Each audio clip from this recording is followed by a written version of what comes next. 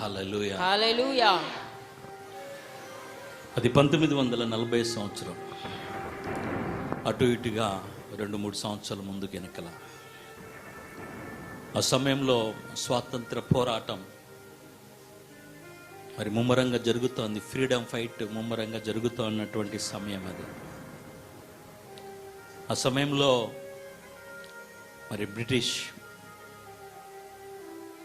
ప్రభుత్వము మరి వెళ్ళిపోవాలి, స్వాతంత్రం రావాలని మరి ఎంతోమంది మహానుభావులు మరి పోరాటాలు చేశారు.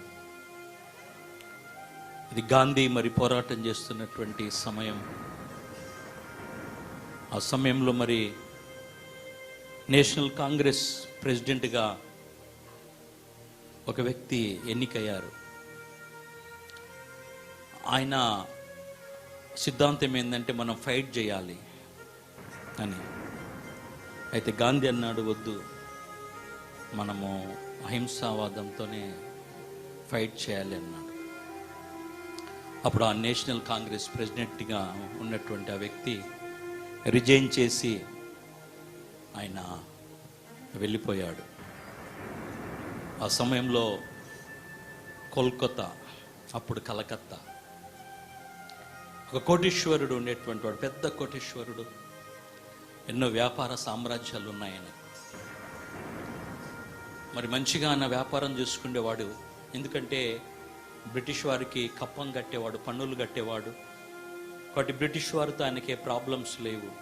మంచిగా వ్యాపారం చేసుకునే పెద్ద కోటీశ్వరుడు. అయితే ఆయనకు ఒక కుమార్తె ఉంది. ఆ కుమార్తె పేరు మరి నీరా ఆర్య. ఏం పేరు? నీరా ఆర్య. 1902 సంవత్సరం పుట్టింది ఆమె.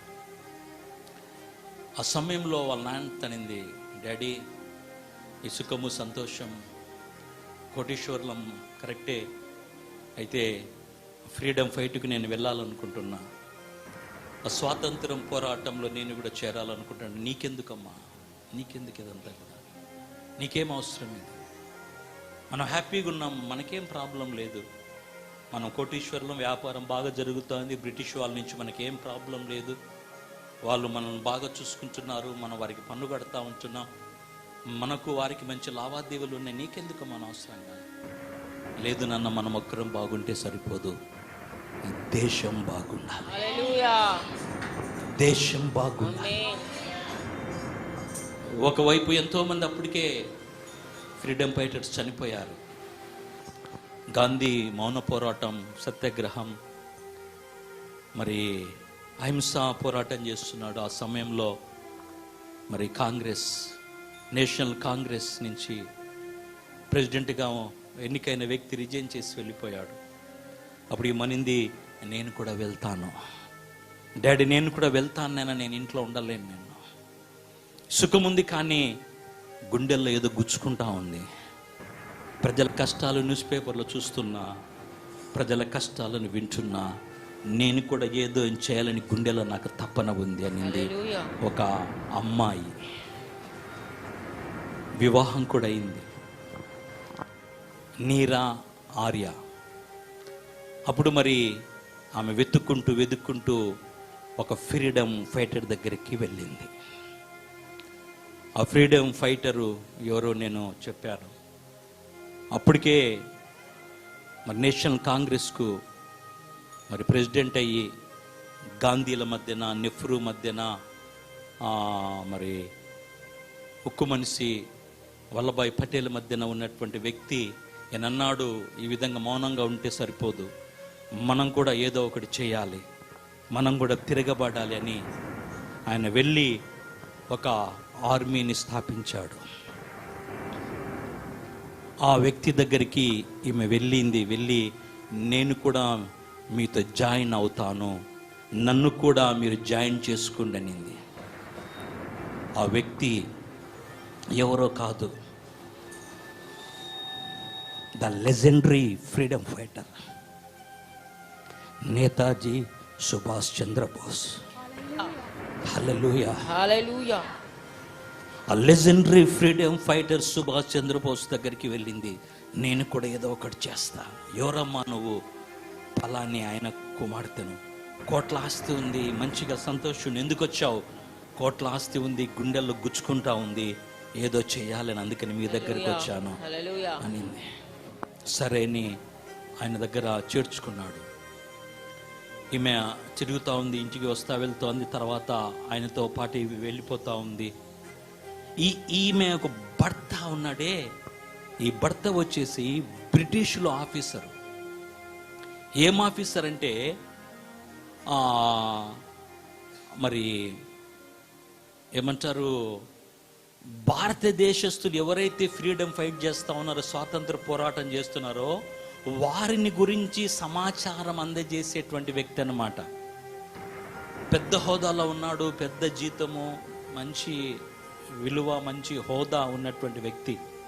అంటే వాళ్ళ కోసం బ్రిటిష్, అంటే ఒక ఇండియన్ అయి ఉండి బ్రిటిష్ వాళ్ళ కోసము, డబ్బు కోసం, జీతం కోసము ఆయన ఒక సీక్రెట్ ఏజెంట్ ఆఫీసర్గా పనిచేస్తూ ఉన్నాడు. అప్పుడు భార్య చెప్పింది, అయ్యా ఇది ఏం పని, మన ప్రజలను ఎందుకు పట్టిస్తూ ఉన్నావు, మన ఇండియన్స్ను ఎందుకు పట్టిస్తూ ఉన్నావు, మన ఇండియన్ ఫ్రీడమ్ ఫైటర్స్ను, స్వాతంత్ర పోరాటం చేసే వారి యొక్క సీక్రెట్స్ను వెళ్ళి బ్రిటిష్ వాళ్ళకు చెప్పి ఎందుకు వీరిని తీసుకొని జైల్లో పెడుతున్నది? తప్పయ్యా, ఇది మంచిది కాదు, మన దేశం కోసం మనం పోరాడాలి అంటే, లేదు లేదు నాకు ఎంత హోదా ఉందనుకుంటున్నావు, ఎక్కడ పోయినా నాకు సలాం కొడతారు అన్నాడు. అంటే నేనైతే ఫ్రీడమ్ ఫైట్కి వెళ్ళిపోతున్నా, ఇక నీ బాట నీది, నా బాట నాది. ఒకసారి మరి నేతాజీ సుభాష్ చంద్రబోసు కారులో ట్రావెల్ చేస్తూ ఉన్నాడు. ట్రావెల్ చేస్తున్నప్పుడు ఈ యొక్క ఆఫీసర్ ఎవరైతే ఉన్నాడో, మరి నీరా ఆర్య భర్త ఆ సుభాష్ చంద్రబోసును అటాక్ చేశాడు. అటాక్ చేసి ఫైరింగ్ స్టార్ట్ చేశారు. ఆ సమయంలో బోస్ బాబు తప్పించుకొని వెళ్ళిపోయాడు. ఆ సమయంలో డ్రైవర్ను చంపేశారు. అప్పుడు వెంటనే ఆ సమయంలో మరి ఈ యొక్క మరి వనిత, వీర వనిత అక్కడ ఉంది, చూసి అరే సుభాష్ చంద్రబోస్ మీద నువ్వు ఫైరింగ్ ఆర్డర్ ఇస్తావా, దేశద్రోహి అని ఏం చేసిందంటే, అక్కడనే పక్కన ఒక రాడ్ ఉంటే తీసుకొని భర్తను మోదింది. వెంటనే చచ్చిపోయిండు. అప్పుడు తర్వాత సుభాష్ చంద్రబోస్ చెప్పాడు, నేను చెప్పాను కదా రూల్స్ అండ్ ఆర్డర్స్, మన దేశ ప్రజలను చంపొద్దు అని నేను చెప్పాను, మన దేశ ప్రజలను చంపకూడదని చెప్పాను, నీవు చంపావు. ఎందుకంటే అయ్యా నువ్వు అంటున్నావు దేశ ప్రజలను చంపకూడదని. ఆయన నా భర్త, నేను ఎందుకు చంపానో తెలుసునా, ఆయన దేశద్రోహి, అతడు దేశద్రోహి అతను, అందుకే నేను చంపాను, నిన్ను చంపడానికి ఫైరింగ్ ఆర్డర్స్ ఇచ్చాడు అని. ఆ సమయంలో ఆమె మాట్లాడుతుంది, ఇది నా ఇమేజ్ అని. ఇప్పుడు నేను చెప్పబోయేది నా సొంత మాటలు. ఒకవేళ వారు హైందవ సాంప్రదాయంలో ఉన్నారు కాబట్టి రామాయణంలో నుంచి ఒక సెంటెన్స్ ఒకవేళ చెప్పింటదేమో, లేదంటే మహాభారతంలో నుంచి ఒక సెంటెన్స్ చెప్పింటదేమో దానికి తగినట్లుగా. ఒకవేళ ఆ సమయంలో ఒక క్రైస్తవ విశ్వాస అక్కడ ఉండింటే, క్రైస్తవ విశ్వాస అక్కడ ఉండి భారతదేశ పోరాటంలో పోరాడుతూ తన భర్తనే చంపేసి, అంటే చంపలేదు, కొట్టింది, చనిపోయాడు. ఆ సమయంలో ఒకవేళ నేనే ఉండి ఒకవేళ సుభాష్ చంద్ర ప్లేస్లో పాస్టర్ ఇమ్మాన్యుయల్ ఉండి, ఏంటమ్మా నువ్వు చేసిన పని, నేను చెప్పింది ఏంది, మన ప్రజలను ఏమనకూడదని చెప్పానుగా, మన ప్రజలను, మన సంఘ బిడ్డలను ఏమనొద్దని చెప్పానుగా, మన భారతీయులను ఏమనొద్దని చెప్పానుగా, మన కమ్యూనిటీని ఏమనొద్దని చెప్పానుగా, నువ్వు ఏం చేస్తావంటే, ఆమె ఏమనంటే తెలుసునా, పాస్టర్ గారు నాతో పాటి సమకూర్చని వాడు నాకు విరోధి, వాడు చెదరగొట్టు వానితో సమానుడు. అది నువ్వు నేర్పించిన బోధే. నాతో పాటి సమకూర్చని వాడు నాకు విరోధి, వాడు చెదరగొట్టు వానితో సమానుడు. వాడు భారతదేశస్తుడే అయితే వాడు లెజెండరీ ఫ్రీడమ్ ఫైటర్ అయినా నీ మీదికి ఫైరింగ్ ఆర్డర్స్ వదిలాడు. నీవే లేకపోతే మా బ్రతుకులు ఏమైపోతాయి, అందుకే చంపేశా. నేను వెళ్ళిపోయి నేను సరెండర్ అవుతాను, ఎందుకంటే అది నా యొక్క నీతి, నేను వెళ్ళిపోతానని ఆమె వెళ్ళి సరెండర్ అయిపోయింది. సరెండర్ అయిపోయినప్పుడు ఆమెను మరి అండమాన్ నికోబార్ మరి దీవులలో ఉన్నటువంటి కాలిపత్ అనేటువంటి భయంకరమైనటువంటి జైల్లో క్రూరంగా హింసించేటువంటి కాలిపత్ అనేటువంటి జైల్లో అండమాన్ నికోబార్ దీవులలో ఆమెను అక్కడ మరి బెంగాల్ నుంచి తీసుకొని పోయి అండమాన్ నికోబార్లో ఆమెను పడేశారు. పడేసినప్పుడు రోజు హింసిస్తూ ఉన్నారు, కొడతా ఉన్నారు. సుభాష్ చంద్రబోస్ ఎక్కడా నాకు తెలియదు, కొడతా ఉన్నారు. ఆయన స్థావరాలు ఎక్కడా నాకు తెలియదు. సుభాష్ చంద్రబోస్ వెళ్ళే ప్రదేశాలేంటి నాకు తెలియదు. ఆయన ప్లానింగ్ ఏంటి నాకు తెలియదు. కొట్టారు, తిట్టారు, హింసించారు, ముక్క మీద ఉమ్మేశారు, కాళ్ళు విరగొట్టారు, ఇష్టం వచ్చినట్లుగా కొరడాలతో కొట్టారు, తుపాకులతో వెనకల ఉన్నటువంటి బ్యారల్తో కొట్టారు. ఆమె అనింది, నాకు తెలియదు, నాకు తెలియదు, నాకు తెలియదు అనింది.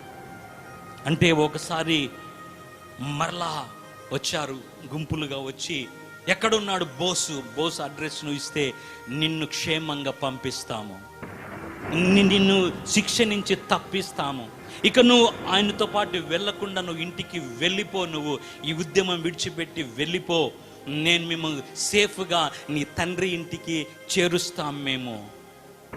ఆయన అడ్రస్ చెప్తే చాలు అని ఒకటేమైన సతాయిస్తా ఉంటే ఆమె ఆ వీర వనిత ఏమనిందంటే, సుభాష్ చంద్రబోస్ మీకు కావాలా అంటే, అవును అవును, ఎక్కడ ఉన్నాడో చెప్పాలా, అవును అవును చెప్పాలంటే, నా గుండెలలో ఉన్నాడు, నా గుండెలలో ఉన్నాడు అనింది. అంటేనే బ్రిటిష్ వాళ్ళ కోపం వచ్చింది. కోపం వచ్చి కోసైన్ర గుండెలు అన్నారు. అంటే ఆమె ఛాతీని, ఆమె రొమ్ములను కోసేశారు, చూపించే ఎక్కడ ఉన్నాడో. అది భక్తి, అది దేశభక్తి, అది దేశభక్తి. దేశం కోసం భక్తి చూపించారండి. మనమున్నాం విధవల మాదిరి. దేవుడంటే భక్తి లేదు, దేవుడంటే భయం లేదు, దేవుడంటే ప్రేమ లేదు. ఆమెకు మరి ప్రభుత్వం ఏమి ఇవ్వలేదు. ఎందుకంటే మీకు తెలుసు చరిత్ర, స్వాతంత్రం వచ్చే సమయానికి ఆయన అసలు ఎటు వెళ్ళాడో, బోసుబాబు ఎక్కడికి వెళ్ళాడో తెలీదు. ఆయన చనిపోయాడో, చంపబడ్డాడో, దాపెట్టబడ్డాడో, ఆయనను హైజాక్ చేసి ఎన్నో కథనాలు ఉన్నాయి. అప్పుడు మనకి దాని గురించి మనకి ఇప్పుడు సమయం లేదు. ఆఖరుకు చివరికి మాత్రము స్వాతంత్రము రానే వచ్చింది. స్వాతంత్రం రానే వచ్చింది. ఆ సమయంలో మరి కొన్ని ఒప్పందాలు ఉన్నాయి. ఒప్పందాల ప్రకారము ఎక్కడెక్కడ జైల్లో ఫ్రీడమ్ ఫైటర్స్ ఉన్నారో అందరిని రిలీజ్ చేసి వాళ్ళ ఇండ్లకు పంపాలి. అప్పుడు అక్కడ కూడా అండమాన్ నికోబార్ దీవులలో ఉన్నటువంటి ఈ కాలిపత్ అనేటువంటి భయంకరమైన చీకటి జైల్లోని ఆమెను కూడా డబ్బులు ఇచ్చేసి పంపించారు, వెళ్ళిపో అని. అప్పుడు ఆమె అనుకుంది, ముఖమంతా కూడా ఆమె ఎవరైనా చూస్తే కనుక్కోలేరు, ఆమె కోటీశ్వరాలు కూతురు, ఆమె పెద్ద డబ్బున్నటువంటి ఒక గొప్ప వ్యక్తి కూతురు. ఆమె రొమ్ములు కోసేశారు ఆమెను. ఆమె ముఖాన్ని ఎవరు చూడలేకుండా తయారైపోయినాయి. రోగంతో ఉంది. ఆమె అనుకుంది, ఇప్పుడు నేను నా తండ్రి దగ్గరికి వెళ్తే నా తండ్రి కుమిలిపోతాడు, నా తండ్రి కుమిలిపోతాడు. నా ప్రజలు నన్ను చేర్చుకుంటారో చేర్చుకోరో, ఒక వీర వనితగా చేర్చుకుంటారో, లేకపోతే భర్తను చంపేస్తానని ఒకవేళ ఏమని అంటారా? ఒకవేళ ఈ రూపం చూసిన నా తండ్రి చేర్చుకున్న తట్టుకోలేడు, కాబట్టి నేను నా యొక్క ఇంటికి కోల్కతాకు వెళ్ళలేనని ఆమె హైదరాబాద్కు వచ్చి చివరి శ్వాస వరకు ఆమె గొప్పతనాన్ని చెప్పుకోకుండా పూలమ్ముకొని, పూలు రోడ్డు మీద పూలమ్ముకొని బ్రతికి హైదరాబాద్లో చనిపోయింది. దేశం కోసం, దేశ ప్రజల కోసం. కోటీశ్వరాలి కూతురు, బ్రిటిషర్స్తో సంబంధం ఉంది, అంత పెద్ద కోటీశ్వరులు. అయితే ప్రజల యొక్క కష్టాలను చూసి విని పేపర్లో చదివి నేను కూడా ఉద్యమంలోకి వెళ్ళాలి, నేను కూడా ఉద్యమం చెయ్యాలి, నేను నా కుటుంబము బాగుంటే సరిపోదు, నా దేశ ప్రజలు కూడా బాగుండాలి అనుకుంది. ద్రోహి అయిన భర్తను కూడా తుదముట్టించింది. హల్లెలూయా. ఆ సమయంలో మరి సుభాష్ చంద్రబోసే మరి ఎక్కడ ఉన్నాడో తెలియదు. కాబట్టి ఆమెకు దేశం ఏమి ఇవ్వలేకపోయింది. ఆమె నన్ను ఏదో ప్రెసిడెంట్గా చేస్తారని పోరాడలే, నన్ను ప్రధాని చేస్తారని పోరాడలే, ఒక వార్డు మెంబర్ చేస్తారని పోరాడలే, నన్ను ఏదో ఒక సర్పంచ్ చేస్తారని పోరాడలే, నాకేదో గోల్డ్ మెడల్ ఇస్తారని పోరాడలే, నాకేదో భారతరత్న ఇస్తారని పోలే. నిస్వార్థంగా పోరాడింది, ఏ లాభము అపేక్షించకుండా పోరాడింది. ఈరోజు మన పరిస్థితి ఏంటి? ఈరోజు మన పరిస్థితి ఏంటి? సొంత భర్తననింది, నీవు భారతీయుడవు కాదు, నీవు ద్రోహివి అనింది. ఈరోజు సొంత ప్రజలండి, సొంత సంఘం లేదు, బాధ్యత లేదు, బాధ్యత లేదు. ఏంటి మన పరిస్థితి? ఎంతమంది నశించిపోతా ఉన్నారు. బాధ్యత లేదు, బాధ్యత లేదు. సొంత భర్తనే అటాక్ చేస్తే నేతాజీ సుభాష్ చంద్రబోస్ను ఈమె చూస్తూ ఊరుకుండా లేకపోయింది.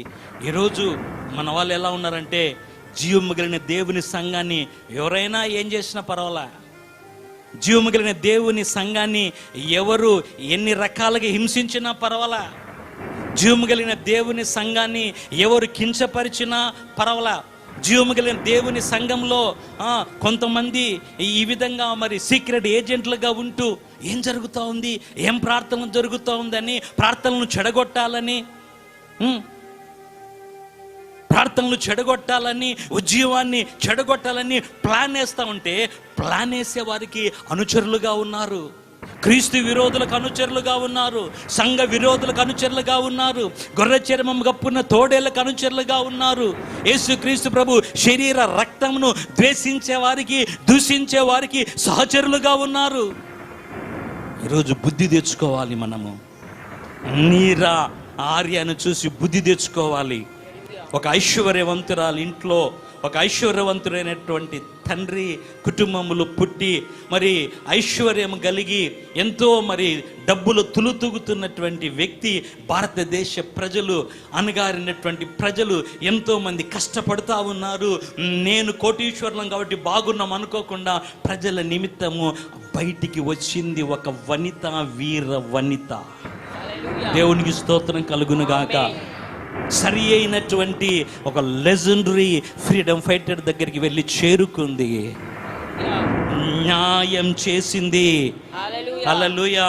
ఊరికే ఫ్రీడమ్ ఫైటర్ దగ్గరికి వచ్చేసి తర్వాత తన యొక్క గురిని విడిచిపెట్టి, తన బాధ్యతని విడిచిపెట్టి, తన గమ్యాన్ని విడిచిపెట్టి, ముందున్న ఉద్యమాన్ని విడిచిపెట్టేసి కష్టాలు వస్తానే, నష్టాలు వస్తానే ఇంటికి పారిపోలేదు. ఐశ్వర్యవంతుని ఇంటిలో నుంచి అండమాన్ నికోబార్ ద్వీపంలో ఉన్న కాలిపద్ జైలు వరకు వెళ్ళింది. అక్కడ చిత్రహింసలు పడింది, కానీ సుభాష్ చంద్రబోస్కి అడ్రస్ చెప్పలేదు. ఆఖరికి ఆమె యొక్క బ్రెస్ట్ను కోసివేశారు, ఆయన సహించింది. దేశం ఏమిచ్చింది ఆమెకు? భారతరత్న ఇచ్చిందా? ఒక వార్డు మెంబర్ పోస్ట్ ఇచ్చిందా? ఒక టీచర్ పోస్ట్ ఇచ్చిందా? సత్కారం చేసిందా? ఆమె సత్కారం కోసం చేయలేదు, ఆత్మ సంతృప్తి కోసం చేసింది. అందరు చప్పట్లు. ఆత్మ సంతృప్తి కోసం చేసింది. బతుకుతే బ్రతుకుకు ఏదో ఒక వాల్యూ ఉండాలి. బ్రతుకుతే ఆ బ్రతుకుకు ఏదో ఒక విలువ ఉండాలి. విలువ లేని బ్రతుకు బ్రతికే దానికంటే చచ్చి ఉండడం మంచిది, చచ్చిపోవడం మంచిది. విలువ లేని జీవితాలు, విలువలు లేని బ్రతుకులు, విలువలు లేకుండా బ్రతికే దానికంటే విలువతో బ్రతికి చనిపోవడం మంచిది. అదే అన్నాడు అపోస్తలుడైనటువంటి పౌలు, నేను విలువలు కలిగిన వ్యక్తిని, ఒకానొకప్పుడు నేను సంఘానికి విరోధిగా ఉన్నాను, యేసయ్య చేతిలో పడ్డాను, నాకు విలువ వచ్చింది. యేసయ్య చేతిలో పడ్డాను, నాకు విలువ వచ్చింది. విలువ లేని నా బ్రతుకుకు నాకు విలువ వచ్చింది. ఇప్పుడు విలువలేంటో నాకు తెలుసు. అందుకనే అపోస్తలుడైనటువంటి పౌలు అంటా ఉన్నాడు, నా మట్టుకు బ్రతుకుట క్రీస్తు, చావైతే నాకు మరీ మేలు. హల్లెలూయా. ఈ విషయాన్ని ఎంతో మంది ఫ్రీడమ్ ఫైటర్స్ తమ ఆ యొక్క వర్డును సొంతం చేసుకున్నారు, అడాప్ట్ చేసుకున్నారు. మనం కూడా ఉన్నాం క్రైస్తవులము. పనికిరాని క్రైస్తవము. అందుకని బైబిల్ చెప్తా ఉంది, నువ్వు చల్లగానైనా నువ్వు వెచ్చగానైనా ఉంటే మేలు, నువ్వు చల్లగానైనా వెచ్చగానైనా లేకుండా నువ్వు నిలువెచ్చగా ఉన్నావు కాబట్టి నా నోటి నుంచి థూ అని ఉమ్మివే ఉద్దేశిస్తున్నానని స్పష్టంగా యేసయ్య చెప్పాడు. యేసయ్య చెప్పాడు. ఆమేన్ చెప్పండి. యేసయ్య చెప్పాడు, నువ్వు చల్లగానైనాను వెచ్చగానే ఉండినా మేలు, నువ్వు చల్లగానైనా నువ్వు వెచ్చగానే ఉండక నువ్వు నులివెచ్చగా ఉన్నావు కాబట్టి నా నోటి నుంచి ఉమ్మివే ఉద్దేశిస్తున్నాను. అరే, క్రైస్తవ జీవితం బ్రతుకుతే క్రీస్తు కొరకు బ్రతకాలి, సంఘం కోసం బ్రతకాలి, సంఘక్షేమం కోసం బ్రతకాలి. సంఘం అంటే మనమే. సంఘానికి కీడు జరుగుతున్నదంటే నీ కాళ్ళ నువ్వే నరుక్కుంటున్నావు నీవు. హల్లెలూయా. నీ కోసం నువ్వే గోతి తీసుకుంటున్నావు నీవు. సంఘం అంటే క్రీస్తు వధువు, క్రీస్తు వధువు. సంఘం అంటే క్రీస్తు వధువు. హల్లెలూయా. దేవునికి స్తోత్రం కలుగునుగాక, దేవునికి మహిమ కలుగునుగాక. భక్తి ప్రేమ ఉండాలి. దేశం మీద భక్తి, దేశం మీద ప్రేమ. సంఘం మీద భక్తి, సంఘం మీద ప్రేమ ఉండాలి. మోనిటర్ సరిగా రావడంలా. క్రీస్తు పట్ల ప్రేమ, క్రీస్తు పట్ల భక్తి ఉండాలి. దేవునికి స్తోత్రం కలుగునుగాక. హల్లెలూయా. దేవునికి మహిమ కలుగునుగాక. ఏమైనా నీరా ఆర్య యొక్క యథార్థ గాథ చూసినప్పుడు ఒకరిద్దరన్నా కదిలింటారంటారా? కదిలారా? ఏదైనా నా దేశం కోసం, నా సంఘం కోసం, జీవము కలిగిన దేవుని రాజ్యం కోసం చేయాలని పొడవబడ్డారా లేదా? పొడవబడ్డారా లేదా? పొడవబడి ఉంటే హల్లెలూయా చెప్పండి గట్టిగా. పొడవబడిన వాళ్ళు గట్టిగా హల్లెలూయా చెప్పండి. దేవునికి స్తోత్రం కలుగునగాక. హల్లెలూయా. ఆమనింది, ఎక్కడ ఉన్నాడు బోసు చెప్పు అంటే నా గుండెల్లో ఉన్నాడు అనింది. ఈరోజు మీరు చెప్పగలరా యేసయ్య ఎక్కడా? యేసయ్య ఎక్కడునంటే యేసయ్య నా గుండెల్లో ఉన్నాడని ఎంతమంది చెప్పగలరు?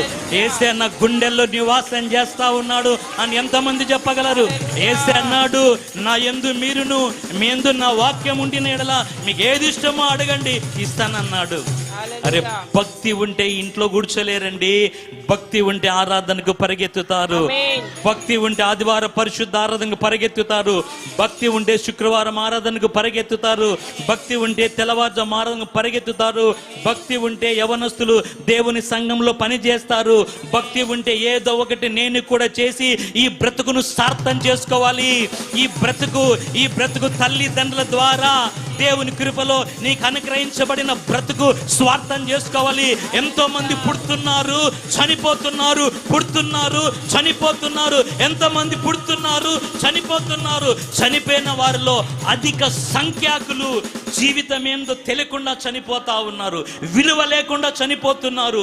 ఎందుకు పుట్టారో తెలియకుండా చనిపోతున్నారు. వ్యర్థమైన జీవితంలో చనిపోతున్నారు. అలా మనం ఉండడానికి వీల్లేదు. ఈ బ్రతుకుకు ఒక సార్థకం చేసుకోవాలి. ఈ జీవితానికి సార్థకం చేసుకోవాలి. ఈ జీవితానికి ఒక సార్థకం చేసుకోవాలి. యేసయ్య పేరును ఉన్నతమైన నామముగా మన ద్వారా హెచ్చించబడాలి. తల్లిదండ్రులకు గొప్ప ఖ్యాతిని తీసుకొని రావాలి. సంఘానికి మంచి పేరు తీసుకొని రావాలి. తండ్రి చిత్తం నెరవేర్చి చనిపోవాలి.